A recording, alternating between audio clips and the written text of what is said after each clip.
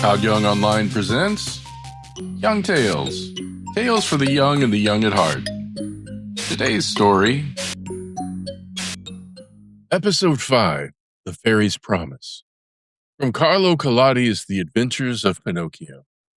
Pinocchio, as you may well imagine, began to scream and weep and beg, but all was of no use, for no houses were to be seen, and not a soul passed by on the road. Night came on, a little because of the sharp pain in his legs, a little because of fright at finding himself alone in the darkness of the field. The marionette was about to faint when he saw a tiny glowworm flickering by. He called to her and said, "Dear glowworm, dear little glowworm, will you set me free?" "Poor little fellow," replied the glowworm, stopping to look at him with pity. "How came you to be caught in this trap?" "I stepped into this lonely field to take a few grapes, and are the grapes yours?" "No." "Who has taught you to take things that do not belong to you?" I was hungry." "Hunger, my boy, is no reason for taking something which belongs to another."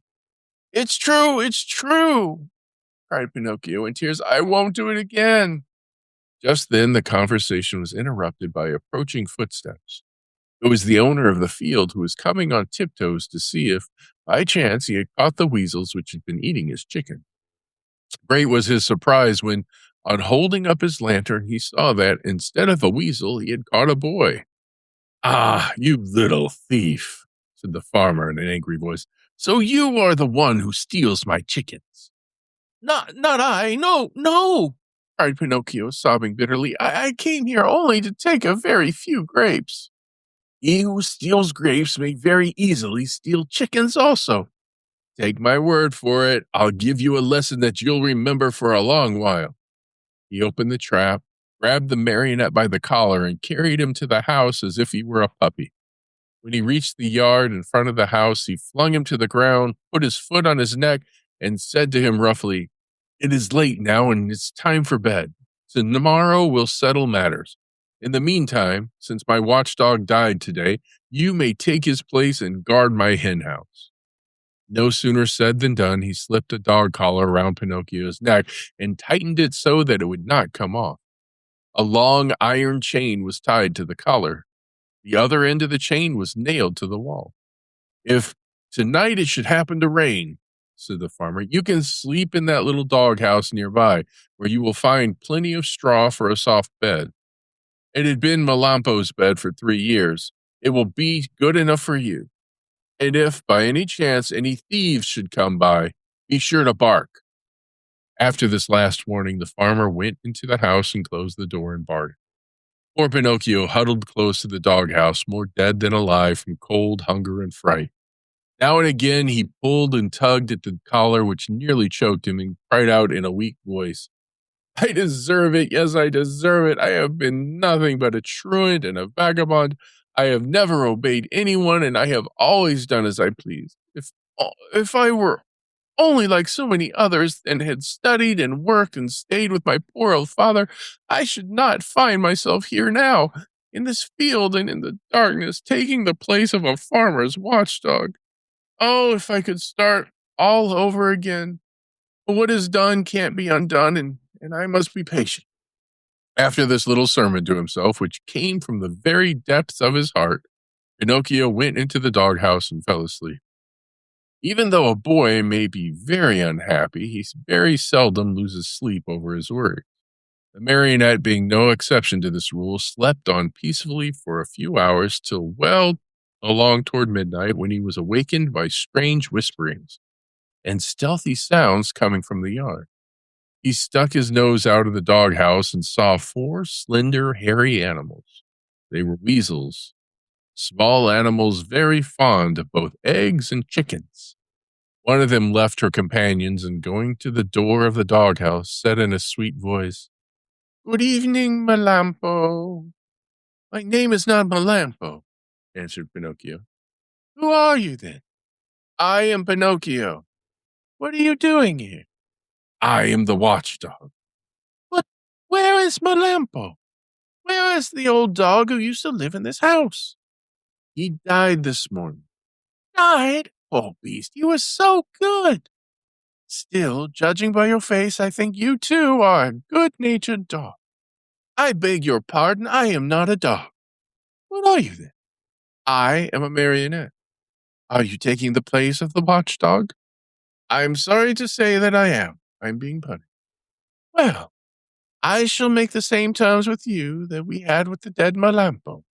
I am sure you will be glad to hear them. What are your terms? This is our plan. We'll come once in a while, as in the past, to pay a visit to this hen house, and we'll take away 8 chickens. Of these, 7 are for us and 1 for you, provided, of course, that you will make believe you are sleeping and will not bark for the farmer. Did Melampo really do that? Asked Pinocchio. Indeed he did, and because of that we were the best of friends. Sleep away peacefully, and remember that before we go we shall leave you a nice fat chicken all ready for your breakfast in the morning.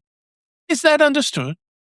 Even too well, answered Pinocchio, and shaking his head in a threatening manner, he seemed to say, We'll talk this over in a few minutes, my friends. As soon as the 4 weasels had talked things over, they went straight to the chicken coop, which stood close to the doghouse. Digging busily with teeth and claws, they opened the little door and slipped in. But they were no sooner in than they heard the door close with a sharp bang. The one who had done the trick was Pinocchio, who, not satisfied with that, dragged a heavy stone in front of it. That done, he started to bark, and he barked as if he were a real watchdog. Bow, wow, wow, bow, wow. The farmer heard the loud barks and jumped out of bed, taking his gun, and he leaped to his window and shouted, What's the matter? The thieves are here, answered Pinocchio. Where are they? In the chicken coop. I'll come down in a second. And in fact, he was down in the yard in a twinkling and running toward the chicken coop. He opened the door, pulled out the weasels one by one, and after tying them in a bag, said to them in a happy voice, You're in my hands at last. I could punish you now, but I'll wait.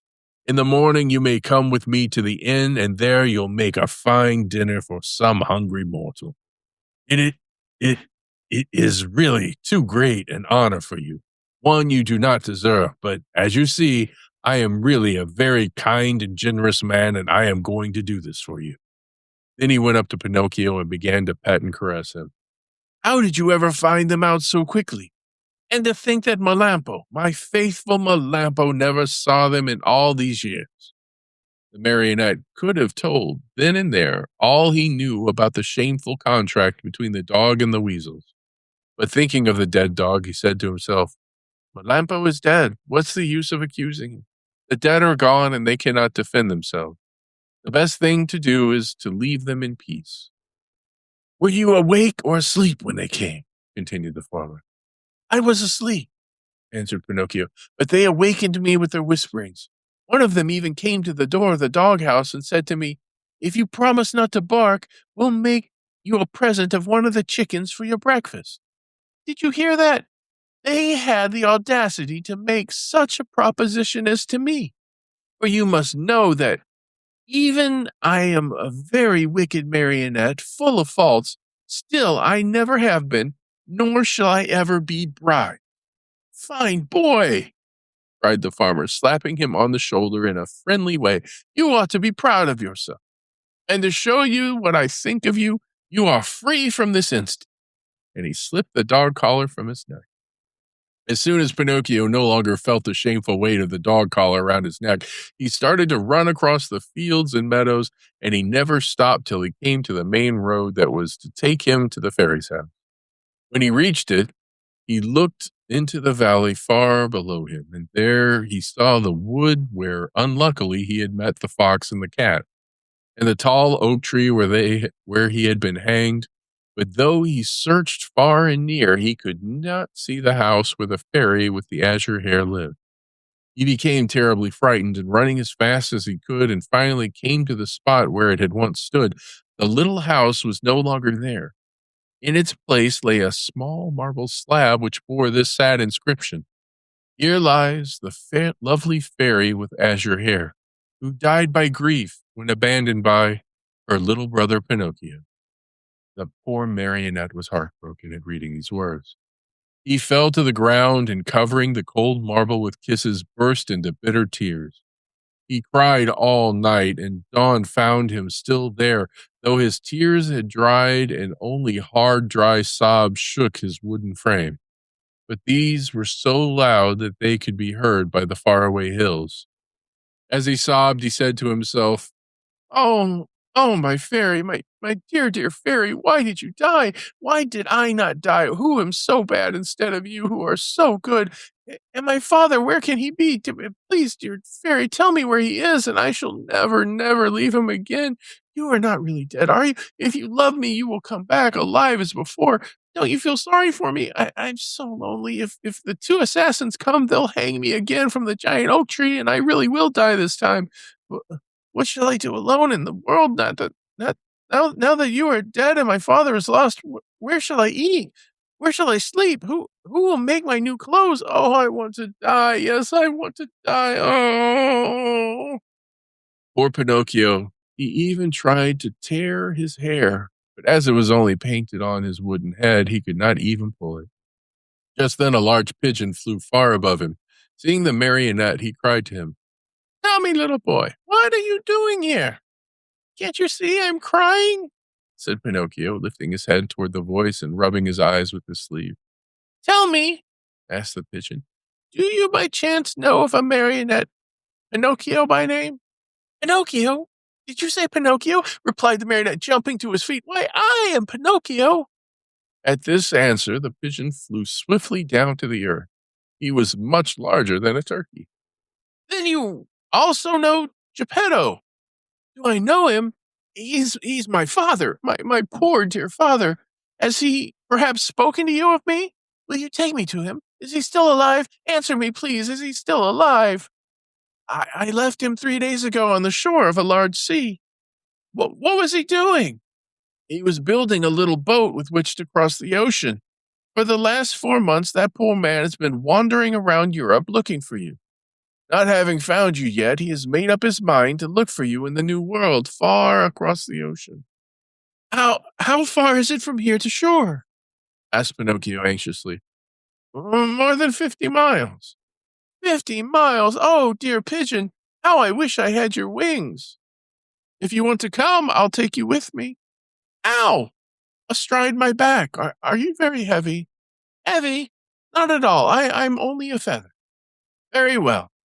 Saying nothing more, Pinocchio jumped on the pigeon's back, and as he settled himself, he cried out gaily, gallop on, my pretty steed. I'm in a great hurry." The pigeon flew away. In a few minutes, he had reached the clouds. The marionette looked to see what was below them. His head swam, and he was so frightened that he clutched wildly at the pigeon's neck to keep himself from falling. They flew all day. Toward evening, the pigeon said, "I'm very thirsty." "And I'm very hungry," said Pinocchio. "Let us stop a few minutes at the pigeon coop down there. Then we can go on and be at the seashore in the morning." They went into the empty coop, and there they found nothing but a bowl of water and a small basket filled with chickpeas. The marionette had always hated chickpeas. According to him, they had always made him sick, but that night he ate them with a relish. As he finished them, he turned to the pigeon and said, "I never should have thought that chickpeas could be so good." "You must remember, my boy," answered the pigeon, "that hunger is the best sauce." After resting a few minutes longer, they set out again. The next morning, they were at the seashore. Pinocchio jumped off the pigeon's back, and the pigeon, not wanting any thanks for a kind deed, flew away swiftly and disappeared. The shore was full of people, shrieking and tearing their hair as they looked at the sea. "What has happened?" asked Pinocchio of a little old woman. A poor old father lost his son some time ago, and today he built a tiny boat for himself in order to go in search of him across the ocean. The water is very rough, and we're afraid he will be drowned." Where's the little boat?" "There, straight down there," answered the little old woman, pointing to a tiny shadow no bigger than a nutshell floating on the sea. Pinocchio looked closely for a few minutes and then gave a sharp cry. "It's my father! It's my father!" Meanwhile, the little boat, tossed about by the angry waters, appeared and disappeared in the waves. And Pinocchio, standing on a high rock, tired out with searching, waved to him with hand and cap and even with his nose. It looked as if Geppetto, though far away from shore, recognized his son, for he took off his cap and waved also. He seemed to be trying to make everyone understand that he would come back if he were able, but the sea was so heavy that he could do nothing with the oars. Suddenly, a huge wave came and the boat disappeared. They waited and waited for it, but it was gone. "Oh, man," said the fisher folk on the shore, whispering a prayer as they turned to go home. Just then a desperate cry was heard. Turning around, the fisher folk saw Pinocchio dive into the sea and heard him cry out, "I'll save him! I'll save my father!" The marionette, being made of wood, floated easily along and swam like a fish in the rough water. Now and again he disappeared, only to reappear once more. In a twinkling he was far away from land, and at last he was completely lost to view. "Poor boy!" cried the fisher folk on shore, and again they mumbled a few prayers as they returned home. Pinocchio, spurred on by the hope of finding his father and of being in time to save him, swam all night long. And what a horrible sight, what a horrible night it was. It poured rain, it hailed, it thundered, and the lightning was so bright that it turned the night into day. At dawn, he saw, not far from him, a long stretch of sand. It was an island in the middle of the sea. Pinocchio tried his best to get there, but he couldn't. The waves played with him and tossed him about as if he were a twig or a bit of straw. At last, and luckily for him, a tremendous wave tossed him to the very spot where he wanted to be. The blow from the wave was so strong that as he fell to the ground, his joints cracked and almost broke. But nothing daunted, and he jumped to his feet and cried, "Once more I have escaped with my life!" Little by little, the sky cleared. The sun came out in full splendor, and the sea became as calm as a lake. Then the marionette took off his clothes and laid them on the sand to dry. He looked over the waters to see whether he might catch sight of a little boat with a little man in it. He searched and he searched, but he saw nothing except sea and sky and far away a few sails, so small that they might have been birds. "If only I knew the name of this island," he said to himself. "If I even knew what kind of people I would find here. But whom shall I ask? There is no one here." The idea of finding himself in so lonesome a spot made him so sad that he was about to cry. But just then he saw a big fish swimming nearby, with his head far out of the water. Not knowing what to call him, the marionette said to him, Hey there, Mr. Fish. May I have a word with you?" "Even two, if you want," answered the fish, who happened to be a very polite dolphin. "Will you please tell me if on this island there are places where one may eat without necessarily being eaten?" "Surely there are," answered the dolphin. "In fact, you'll find one not far from this spot." "And how shall I get there?" "Take that path on your left and follow your nose. You can't go wrong." Tell me another thing. You who travel night and day through the sea, did you not perhaps meet a little boat with my father in it?" "And who is your father?" "Oh, well, he is the best father in the world, even as I am the worst son that can be found. In the storm of last night," answered the dolphin, "the little boat must have been swamped. And my father?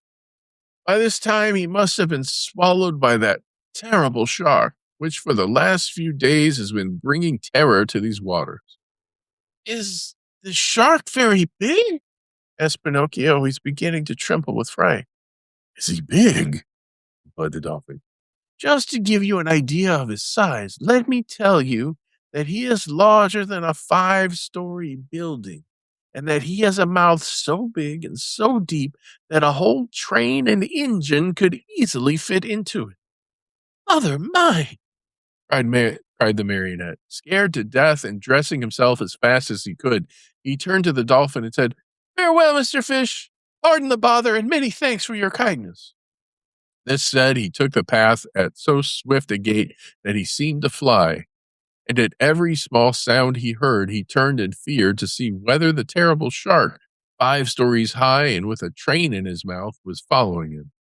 After walking a half hour, he came to a small country called the Land of the Busy Bees. The streets were filled with people running to and fro about their tasks. Everyone worked, everyone had something to do. Even if one were to search with a lantern, not one idle man or one tramp could have been found. I understand, said Pinocchio at once wearily, that this is no place for me. I was not born for work. But in the meantime, he began to feel hungry, for it was 24 hours since he had eaten. What was to be done? There were only 2 means left to him in order to get a bite to eat. He either had to work or to beg. He was ashamed to beg because his father had always preached to him that begging should only be done by the sick or the old. He had said that the real poor in this world, deserving of our pity and help, were only those who, either through age or sickness, had lost the means of earning their bread with their own hands. All others should work, and if they didn't and went hungry, so much the worse for them. Just then a man passed by, worn out and wet with perspiration, pulling with difficulty 2 heavy carts filled with coal. Pinocchio looked at him and, judging by his looks to be a kind man, said to him with eyes downcast in shame, "Will you be so good as to give me a penny, for I am faint with hunger?" "Not only 1 penny," answered the coalman. "I'll give you 4 if you will help me pull these 2 wagons." "I am surprised," answered the marionette, very much offended. I wish you to know that I have never been a donkey, nor have I ever pulled a wagon." "So much the better for you," answered the coalman. "Then, my boy, if you are really faint with hunger, eat 2 slices of your pride, and I hope they don't give you indigestion." A few minutes later, a bricklayer passed by, carrying a pail full of plaster on his shoulder. "Good man, will you be kind enough to give a penny to a poor boy who is yawning from hunger?" "Gladly," answered the bricklayer. "Come with me and carry some plaster, and instead of 1 penny, I'll give you 5. "But the plaster is heavy," answered Pinocchio, "and the work too hard for me." "If the work is too hard for you, my boy, enjoy your yawns, and may they bring you luck." In less than a half hour, and at least 20 people passed, and Pinocchio begged for each one, and they all answered, "Aren't you ashamed? Instead of being a beggar in the streets, why don't you look for work and earn your own bread?" Finally, a little woman went by carrying 2 water jugs. "Good woman, will you allow me to have a drink from one of your jugs?" "Mm," asked Pinocchio, who was burning up with thirst. "With pleasure, my boy," she answered, setting the 2 jugs on the ground before him. When Pinocchio had had his fill, he grumbled and wiped his mouth. "My thirst is gone. If I could only as easily get rid of my hunger." On hearing these words, the good little woman immediately said, "If you help me to carry these jugs home, I'll give you a slice of bread." Pinocchio looked at the jug and said neither yes or no. "And with the bread, I'll give you a nice dish of cauliflower with white sauce on it." Pinocchio gave the jug another look and said neither yes or no. "And after the cauliflower, some cake and jam." At this last bribery, Pinocchio could no longer resist and said firmly, "Very well, I'll take the jug home for you." The jug was very heavy, and the marionette, not being strong enough to carry it with his hands, had to put it on his head. When they arrived home, the little woman made Pinocchio sit down at a small table and placed before him the bread, the cauliflower, and the cake. Pinocchio did not eat, he devoured. His stomach seemed a bottomless pit. His hunger finally appeased, he raised his head to thank his kind benefactress. He had not looked at her long when he gave a cry of surprise and sat there with his eyes wide open, his fork in the air and his mouth filled with bread and cauliflower. "Why all the surprise?" asked the good woman, laughing. "Because," answered Pinocchio, stammering and stuttering, because you look like, you remind me of, yeah, yes, the same voice, the same eyes, the same hair, yes. You also have the same azure hair she had. Oh, my little fairy, tell me it is you. Don't make me cry any longer. If only you knew I have cried so much, I have suffered so. And Pinocchio threw himself on the floor and clasped the knees of the mysterious little woman. If Pinocchio cried much longer, the little woman thought he would melt away. So she finally admitted that she was the little fairy with azure hair. You rascal of a marionette, how did you know it was I? She asked, laughing.